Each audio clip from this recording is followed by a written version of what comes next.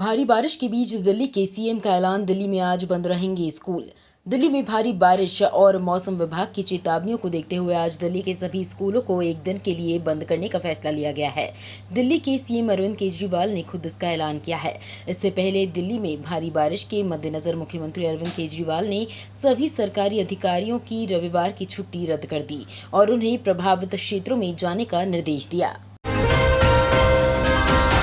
NDMC ने करदाताओं को दी राहत, कहा 30 सितंबर तक अपना संपत्ति कर जमा कराएं और छूट पाएं। नई दिल्ली नगरपालिका परिषद ने नागरिकों को संपत्ति कर जमा कराने पर 5% तक की छूट देने का ऐलान किया है। ये छूट केवल आने वाली 30 सितंबर तक मिलेगी। इस तारीख के बाद नागरिकों को किसी भी तरह की छूट नहीं मिलेगी।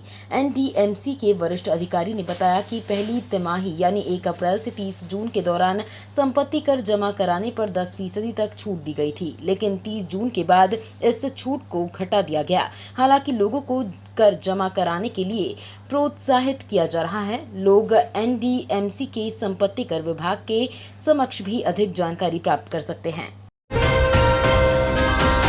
सुप्रीम कोर्ट आज दिल्ली सरकार की याचिका पर करेगी सुनवाई। सेवाओं पर नियंत्रण संबंधी अध्यादेश नई दिल्ली एजेंसी उच्चतम न्यायालय राष्ट्रीय राजधानी में सेवाओं पर नियंत्रण से जुड़े केंद्र के अध्यादेश की संवैधानिक वैधता को चुनौती देने वाली दिल्ली सरकार की याचिका पर आज सुनवाई करेगा।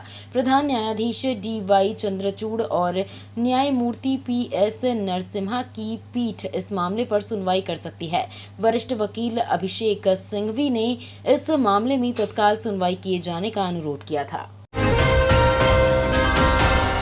पुलिस उपायुक्त कार्यालय में लगा धीरेन्द्र शास्त्री का दरबार। कई अधिकारियों ने लिया बाबा का आशीर्वाद।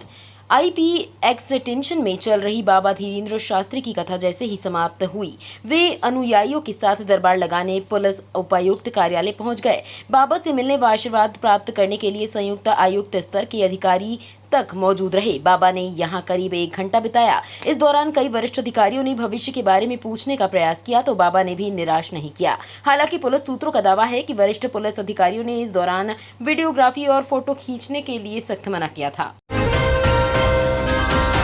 विपक्षी मोर्चे की बैठक में शामिल होने के लिए आपका अध्यादेश पर कांग्रेस के रुख का इंतजार। लोकसभा चुनाव में भाजपा को घेरने के लिए तैयार हो रहे विपक्षी मोर्चे के भीतर खींचतान थमी नहीं है। आम आदमी पार्टी अभी इसमें शामिल होने को तैयार नहीं है। पार्टी के मुखिया व मुख्यमंत्री अरविंद केजरीवाल ने माना कि दिल्ली के लिए लाए गए केंद्र सरकार के अध्यादेश पर उन्हें अभी कांग्रेस के रुख का इंतजार है। इसके बाद आप बेंगलुरु में होने वाली विपक्षी दलों की बैठक में शामिल होने के बारे में पक्ष स्पष्ट करेगी। आनंद विहार में मल्टी मॉडल इंटीग्रेशन का रास्ता हुआ साफ। सिंचाई एवं बाढ़ नियंत्रण विभाग की जमीन NCRTC को हस्तांतरित करने की उपराज्यपाल ने मंजूरी दी। दिल्ली मेरठ RRTS परियोजना के तहत आनंद विहार में मल्टी मॉडल इंटीग्रेशन का रास्ता साफ हो गया है। उपराज्यपाल VK सक्सेना ने आनंद विहार और पटपड़गंज में NCRTC को 11,719 वर्ग मीटर भूमि के हस्तांतरण को मंजूरी दे दी है। ये परियोजना वर्ष 2020 से लंबित थी। गोपाल राय ने कहा 8 साल में 30% कम हुआ दिल्ली का प्रदूषण। राजधानी में बीते 8 वर्षों में प्रदूषण लगभग 30% कम हुआ है। ये जानकारी पर्यावरण मंत्री गोपाल राय ने रविवार को पूसा में आयोजित वन महोत्सव कार्यक्रम की शुरुआत करने के मौके पर दी है। उन्होंने बताया कि दिल्ली सरकार के प्रयासों से प्रदूषण लगातार कम हो रहा है। इस मौके पर ऑनलाइन पोर्टल की शुरुआत की गई, जहां से दिल्ली वासी मुफ्त पौधे की बुकिंग कर सकेंगे। इस वर्ष 6 लाख से ज्यादा निःशुल्क पौधे सरकार वितरित करेगी। स्कूल की दीवार गिरने पर गरमाई सियासत के बीच आतिशी ने निरीक्षण के दिए निर्देश। दिल्ली में तेज बारिश का दौर लगातार जारी है। तेज बारिश के चलते दिल्ली के श्रीनिवासपुरी के एक सरकारी स्कूल की बाउंड्री वॉल गिर गई। दिल्ली की शिक्षा मंत्री आतिशी ने वरिष्ठ विभागीय अधिकारियों को भारी बारिश के मद्देनजर सभी स्कूलों का भौतिक निरीक्षण करने और परिसर में किसी भी कमी के होने पर अनुपालन रिपोर्ट प्रस्तुत करने का निर्देश दिया है। दिल्ली के लावारिस कुत्तों में मिला सुपर बग को WHO ने गंभीर और चुनौतीपूर्ण कहा। दिल्ली विश्वविद्यालय और मैकमास्टर विश्वविद्यालय कनाडा के शोधकर्ताओं ने कहा कि पालतू जानवर सुपर बग के लिए भंडारण का कार्य कर सकते हैं, जो संभावित रूप से मनुष्यों में संक्रमण फैला सकते हैं।